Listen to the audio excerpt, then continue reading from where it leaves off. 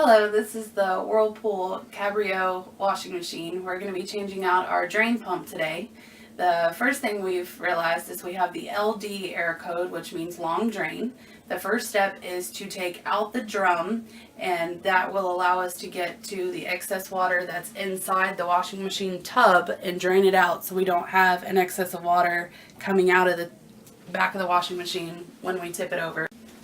Here is the replacement part that we ordered from Amazon. We got it in 2 days versus the local repair guys were saying it's going to be upwards of 8 days or more to be able to get out to help us with this issue. So this is a 7/16 ratchet that I'm using to remove the bolt that will take out this middle part, which then will take out the drum, and then we'll get the remaining water. The pump that we have, by the way, I ordered was $32.99 versus what I was quoted from the other place. It was going to be at least $400 to come out to replace the piece. The next part is we're going to tape the top to the top part of the washer. You just use a hammer to undo these clamps. It's really easy. Push it back so it won't fall on you. Then you untake this hose. It's really easy. It just comes right off. And then to get this part out, it's just simple little snaps. Once you get all the clamps unsnapped, it comes out just like this. And then the next thing to do is just to take the drum out. And as you see inside the tub, there is a lot of water where we couldn't see inside our drum earlier.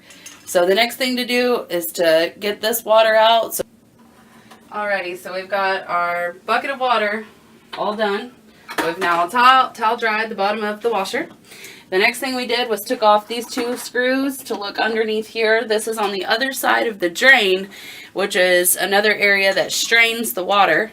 You can check there. Sometimes there might possibly be an obstruction or down here in the case that we had.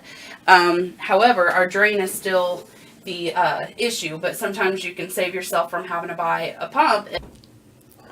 And the next part to get the drain pump out is to disconnect the screws and the electrical cables. There's a screw right here, there's one under here, and then there's one right over here. These are the clamps that you would take off, and these are the electrical wires that you would also just pop off and then put back in place. Alright, we've taken off the old one.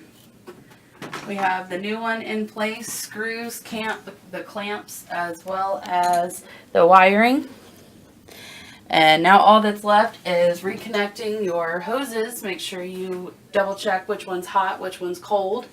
And then we will finish putting the drum back together. Alright, so now we're putting the drum back in place, and then we have to put the liner back on top. These are with the plastic clamps. Want to make sure that you have it on the right areas, as well as this piece is facing back to the hose. And you just set it back in place and just snap down these clamps. There's several all the way across, so just make sure and just go around. Alrighty, now we're just going to finish loading up the washing machine. Go ahead and set your setting again. Get it turned on. We're ready to go. And that's how you save $400 in about 30 minutes time.